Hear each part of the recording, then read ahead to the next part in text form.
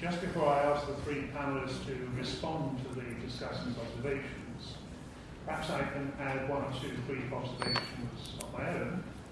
And I suppose they, in part, go back to something which Patrick O'Brien said earlier this morning, and that is the question of environment. There was a time, I suppose, not too long ago, when environmental history had something of the evangelical zeal, which now seems to surround global history. But perhaps it's unfair, but perhaps it's not unreasonable to suggest that it has lost something of that analytical edge or that moral purpose. Is there a sense, particularly in Bing Wong's discussion, in which those kind of Bordialian paradigms, which were so important to the development of environmental history, are now being collapsed, subsumed, taken over by this new approach to global history? So I think the question of spatiality, which you very interestingly addressed, can also raise very important questions about how important environmental history is to us now, and whether, in a sense, it does have a dynamic future. The second point I think I would want to make is one of chronology. And I think it's striking to me, and perhaps to other people here, that there seems to be a high point in the discussion of global history situated in the 17th, 18th, 19th centuries. But where does this leave the history of the 20th century? To what extent are the approaches and methods which have been so eloquently presented to us applicable to the way in which we understand the more recent history of the 20th century, a history which in many ways seems to be very fragmented, not least by world wars, but also by the emergence of precisely that notion of nationalism, which appears to be so important as a kind of alternative to global history. So I turn to the panelists. Sanjay, you want to start off by making any responses? Yeah, briefly to respond to Jean-Frédéric Chaub's question of the problem of the relationship between first-hand experiences versus inherited materials and inherited authorities and framing these kinds of things. It's an interesting fact that if you actually go to the study of historiography, the study of historiography is a very curious affair.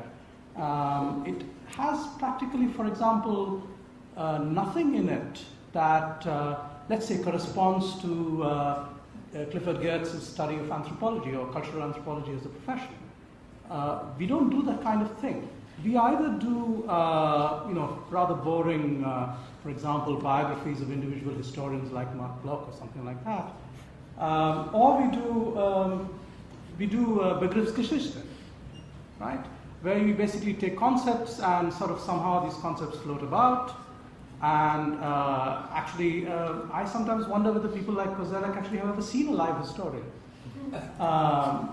You certainly don't get the feeling that they have. So it's very interesting to actually see what would happen notionally if you applied, let's say, either this take on cultural anthropology, or let's say the Latourian take on looking at scientists in their laboratories, to actually practicing historians and see how they really function. And I think that if we could do this both today and historically, and I think it would be very interesting to see that the separation between, let's say, people who depend largely or exclusively on first-hand experience and those who depend on inherited authority was, to my mind, not particularly clear in the early modern period. In fact, many people mix the two in very interesting and creative ways. Sometimes they conceal it.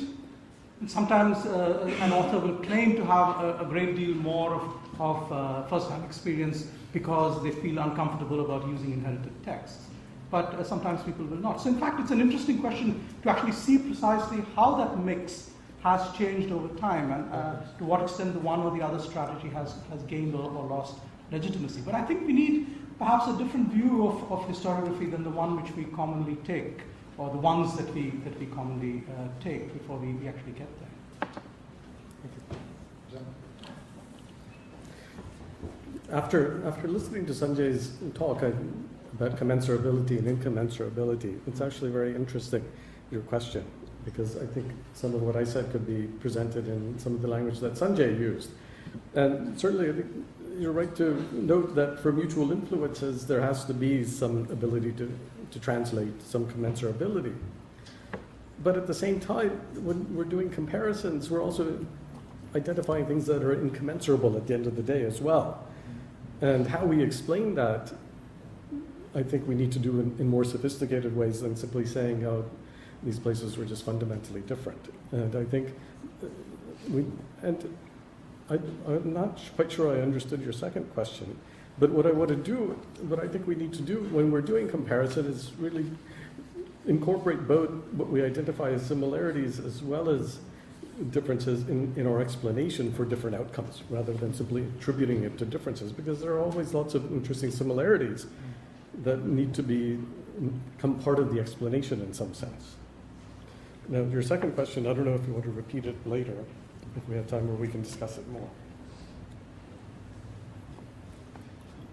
Thank you for the comments. I think, let me try to respond to the first one about what ultimately are the factors that construct in human terms a region, and is it language? And I think it's useful to think about language because clearly linguistic issues are part of it.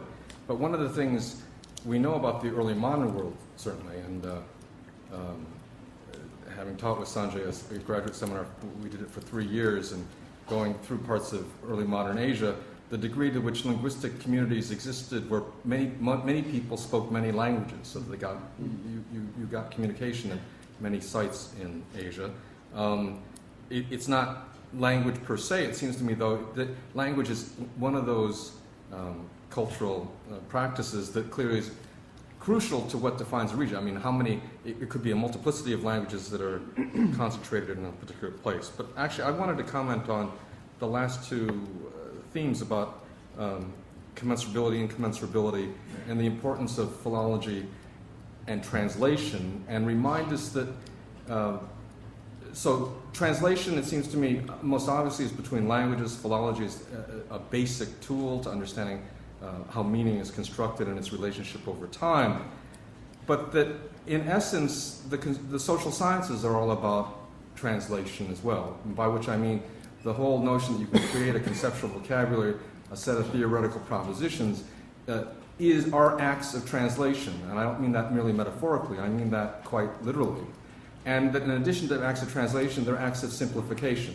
The only way we get notions of cause, the only way we get notions of explanation, is because we deliberately assume, or we can assert, that other elements of context don't matter, right? I mean, and so that part of what's happened, it seems to me, in the social sciences, one of the important moves of late, is that a lot of our earlier philosophy of science influence from the natural sciences, however misconceived some of those influences may have been, are independently of that genealogy, are just flat out bad ideas.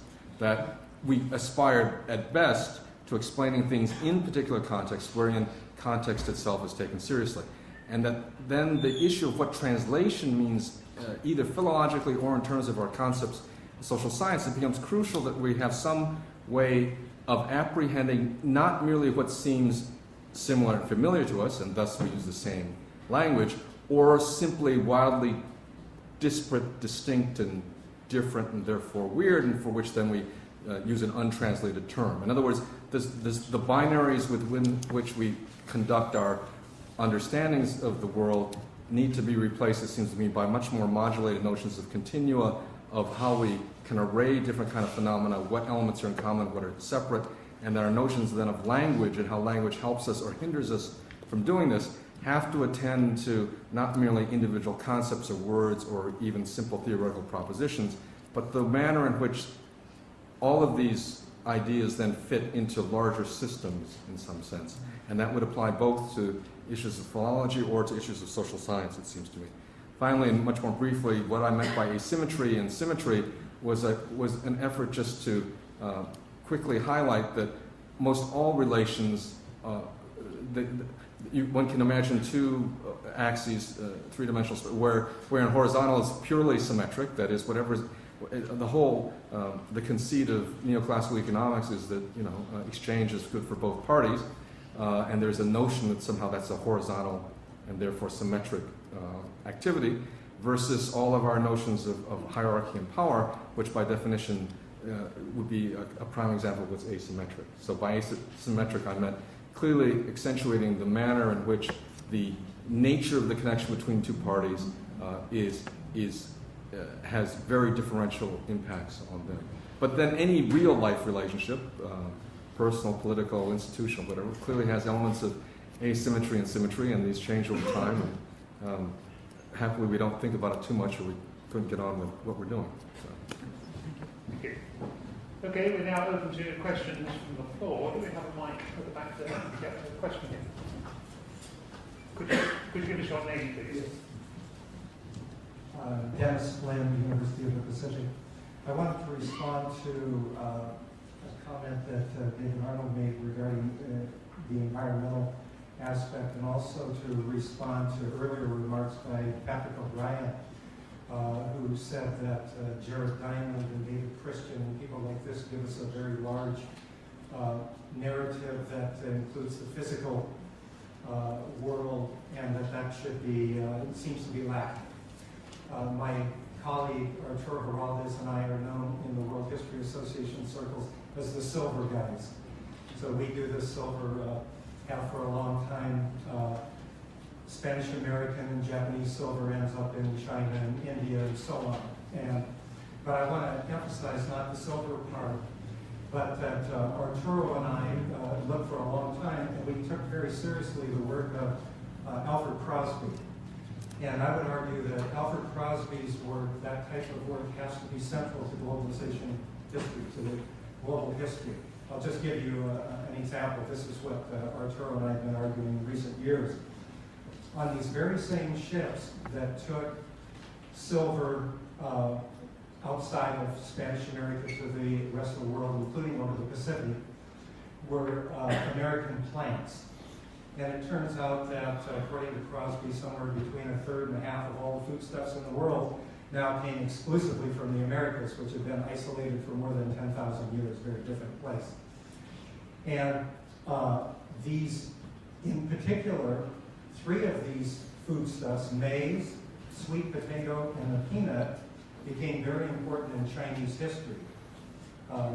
Actually, Alfred Crosby says that Africa had the biggest impact of the American, but everywhere in the world was impacted, and vice versa as well. So, okay, in the case of China, these 3, maize, sweet potato, and peanut, according to Chinese historians who work on this, contributed mightily to a more than doubling of the population of China in the 18th century. Even though they were brought in the 16th century, it took a very long time for these plants to take over in various areas. In the 18th century, not only is the population much more than double, but the physical land mass of China doubles because of the American plants, because we were previously only large population in rice-growing areas. So the point is this, that what we argue is that, consistent with Sanjay's philological argument, that globalization began in the 16th century, and that Afro-Eurasia, including the Indian Ocean, is 1/3 of the surface area of the Earth. We can't, no matter how important that is, that can't be globalization. It's not the whole globe when you eliminate 2/3 of the globe. When you include the Americas, the Atlantic, and the Pacific, that's the other 2/3 of the globe. And so our argument is that it's a big mistake not to include this environmental. It's not environmental history versus global history. It's environmental history as an absolutely critical component of global history. It makes no sense without the environmental part. So we argue that in modern academia, economic historians talk to economic historians, demographic historians talk to themselves, etc.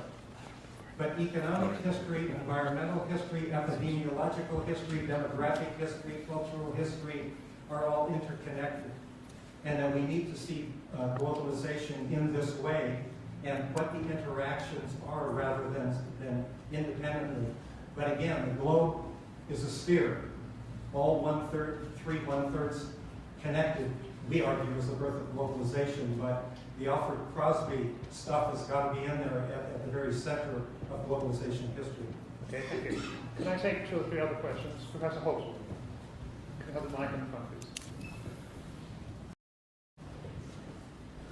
I just want to make 2 or 3 small comments. The first on regions.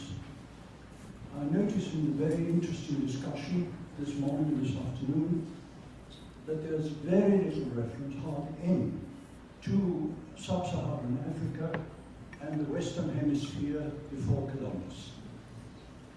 The world consists of these parts too. It's more surprising even because there has been very good work. I'm thinking of Jack Goody, for instance, who has systematically been concerned with the relationships and differences between the Eurasian region and the African region. The second point refers to chronology. We deal enormously with the chronology in modern times, even in medieval times, but there's virtually no reference to prehistory, which is the one part of history which has from the beginning been in fact global history. The history of the settlement, archaeology, DNA, the settlement, the distribution of human beings throughout the globe. The third point I very briefly mention is there is little reference to what I consider still a basic historical problem. How do we start off, all of us, in different ways, from cavemen or original settlers to ending up where we are now? I do not think this can be dismissed as a meta-narrative. Okay, I'll take one more question. Yes, please. David from Vienna University. It's not so much a question I would want to raise, but I think we are focusing so much on getting rid of the state that there's a big danger that global history will become history without the state. And if, for example, if you love linguistics, I think the difference between a dialect and a language is an army.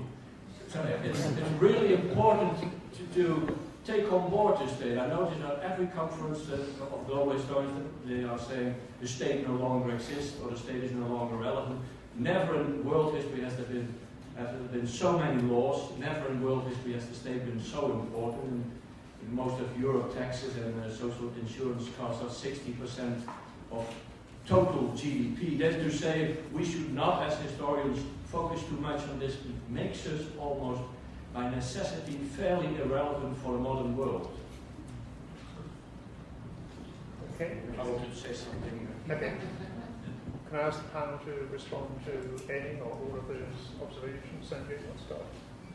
Yes, I'm wondering whether it's clear that it's only very occasionally that Pierre Fries and I go to the same conferences, because the conferences to which I go, in fact, states are quite prominently there. In fact, there's a big intersection between imperial historians and global historians. Empires are presumably very large states. We talk about this all the time. So I think I would suggest to Pierre that we should maybe exchange our invitations, and he can go to the ones that I go to, and I can go to the ones that he goes to. I would be in favor of that. Yeah. Very briefly to respond to Professor Hobsbawm's remarks, I would say yes, but there are two different issues, which is, finally, as historians, how do we actually, for example, access and this takes us back to the remarks regarding people like David Christian or Jared Diamond or Daniel Smale and so on. How do we actually access materials which, in many instances, we're actually not trained to do as historians? So what do we actually do? We actually are reading texts produced by people and trying to evaluate them for their authority and so on. These happen to be produced in popular science journals. This is what people, like David Christian or Daniel Smale, when he writes about the deep history of the brain or something of this kind, does. And my medievalist colleague, No, I think that's terribly unfair. Yeah, no, this is the essential. I really think that absolutely traduces Daniel's work. And actually, I'm going back to Boston from here to hobnob with Dan and a genuinely interdisciplinary team put together by Daniel and Andrew Shylock. And we're going to address the very question that Eric has just put to this conference in a concerted, collaborative, interdisciplinary way.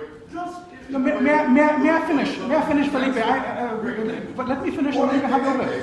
Please, Daniel isn't here to defend himself. All right. Please don't introduce the work of a really serious scholar who has done some really fascinating cutting-edge work using the collaborative methods that Maxime recommended to us today? No, in fact, the problem is essentially this. If you are trained as a medievalist, what do you actually do when you are addressing these problems? Effectively, what you do is you take what you know, which is basically dealing with textual production, and critically use methods, but to read a certain kind of textual production. Because in some sense, and I have collaborated often enough to know how this stuff is done, you do not actually get a mastery of what the other person does. You actually have to build communities of a certain kind of trust, and those communities of trust are actually based upon you're applying your methods to the materials that other people give you. You don't actually do what they do. And I think that there's a fundamental difference over here.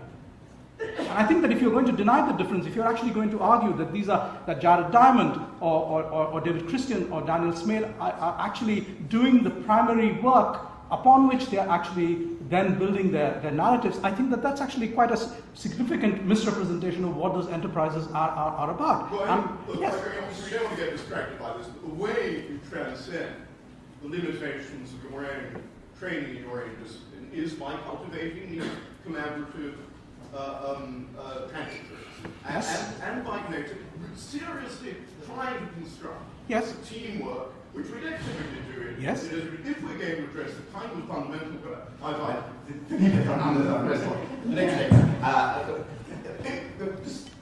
is my last contribution, because I want to defer back to the length of the time. But if one's going to deal with questions as fundamental as the one that Eric has raised, it's exactly the question that these guys and I in Boston are attempting to deal with. You do have to do it collaboratively, and we do have to adjust our methods to the kinds of teamwork methods that are practiced in other disciplines, but which historians typically have not been very good at in the past. And that's what Daniel and Tharok and I are trying to do. And it's not simply reading articles in popular science journals and bringing to them an entirely inappropriate set of critical methods. That is a very serious and unfair misrepresentation. So I do hope you'll be big-hearted enough. Well, if not to withdraw it, it's not to say anything like that. Again, unless the person concerned is present and able to. Well, I've said this to him to his face when he came and gave a conference in UCLA. You will be happy to learn that. Maxine. Yes, I'd just like to take this up because I think this is really an important issue on how we transcend our disciplinary, not just our linguistic limitations, but also our disciplinary ones. Because, I read historical sociology, but I'm not a historical sociologist. And I do know, sometimes I get very irritated by the way that Brenner or Perry Anderson or whatever will just accept, kind of on faith, some of the positions of, that historians have taken without taking on board the critical framework of that. But we just cannot do it all. It cannot be. I just don't think that, I can't transform myself into a Bronze Age historian, but I can read Andrew Sherratt, and I am aware that he was very much a world systems person. I have to read other people's work in the area. And I think we do need to collaborate, but I think we do need to also realize that we're not just, can't just sort of take on board on faith what Jack Goldstone says. This is the history of this. We've got to read some other things. We know he's a historical sociologist. But I'm not a sociologist myself. I don't have some of the conceptual apparatus that they are bringing to bear here. So I think we've just got to kind of move together on this, but it is actually also recognizing the limitations that we have within our own, limitations and advantages that we have in our own. I think it's also unfair to say that the kind of things you are saying about economists. It's quite illogical to, on the one hand, say you cannot know a lot about another field, and then make an enormous amount of condescending remarks on economists who basically do nothing else than compiling the figures of the World Bank and writing a book. Either another discipline is another discipline, then shut up, or another discipline is understandable and say something about it, but your logic is not extremely convincing. Okay, before I allow Senator Johnson to respond, is there anyone else in the panel who's keen to intervene? I'm keen to intervene, but we'll go in order. Oh, no, you go ahead. Well, we're all waking up.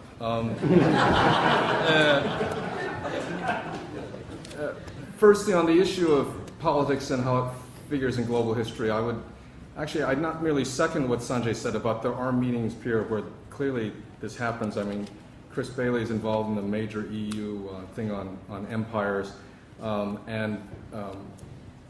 perhaps your statement is I should take more as a reflection of how little what I've said when we've been together has mattered. But I've often talked about state transformations as being basic to what we're supposed to be doing. Can I just let him finish, please? But that's not. It seems to me that there's a lot at stake in the larger questions that are before us and how to go about them that span both the three major topics that Professor Hobsbawm raised, as well as a lot of our conversation earlier today. And I'd like to say a few things briefly about these things. Firstly, about collaborations. Clearly, there are different kinds of collaborations. People within disciplines collaborate all the time. That's how a lot of normal science is done. It's the way a lot of within economics itself. I mean, I know there are teams. People go to different sets of data. They get together. They think through what's a common way to analyze the stuff, and then they tell us something that none of them individually could do. That happens routinely. There are other kinds of collaborations. Certainly there's a kind of collaboration, one of the kinds to which Sanjay referred, where that people work with people who they have to trust that what they are being told that fits into what they're doing works because that there's enough shared common ground that allows the extension of the ground that can be covered on either end to be persuasive. And where that seems to me most anxiety-provoking, in my opinion, is in the hierarchical sense. I'm not trying to get in the spirit of criticizing someone who's not here and not someone whose scholarship I admire. But the principle of using research assistants to translate materials that you yourself do not have access to makes certain presumptions about what is relevant from this other discourse, which you have no independent ability to apprehend. And that seems to me a recipe. Let's put it this way: it increases the probabilities of misunderstanding. And so that without some linguistic context, one can have inadequate language. I work a living with inadequate languages. That is being able to go only so far and then have to trust for certain topics people whose work is deeper in some area than I can achieve. But without that, it seems to me, so the issue of how to collaborate depends crucially on notions of language, both natural and methodological and disciplinary. That people do have the capacity to understand enough of another language, it would seem to me, that even though they cannot, as it were, metaphorically speaking, speak or use that language effectively, they have the sense and taste, as it were, to know when it's plausible or not plausible. And there are communities of scholarship that should be able to evaluate this. In other words, we survive on the notion that when we read each other's work, some of it, more people, we hope more people think it's good than it's bad. And if we do that enough, things move forward, or we pretend they. I don't want to get into that, but they move, and that seems to me very important. Now, I'm sorry. One other thing. This has to do with the third of Professor Hobsbawm's large questions about getting us, in a sense, the commitment to understanding how we get from the past to the present. That's how I understood the point. It would seem to me this, as well as a lot of the other things we're talking about. Ultimately, it comes down, it seems to, and a lot of work has done this. We always start with some basic problem or question. It can be big or small, but that, in a sense, does frame what we take as important and what we select to look at. And I think one of my concerns, thinking about working both in early modern and more modern periods, is the degree to which it's easy to select certain topics that move well through time, and many others that don't. And the degree to which that then creates particular kinds of foci seems to me we need to be more mindful of why certain types of things don't seem congenial to some other point in time. And that should help inform how we do conceptualize what does matter. I apologize, that's too abstract and there's not time to give examples, but it seems to me we should care about these questions of how we come to the present, but with great attention to understanding why certain things don't seem to us relevant, to be sure that we're just simplifying in ways that will date immediately the ways in which we look at the world, which I think has happened a lot.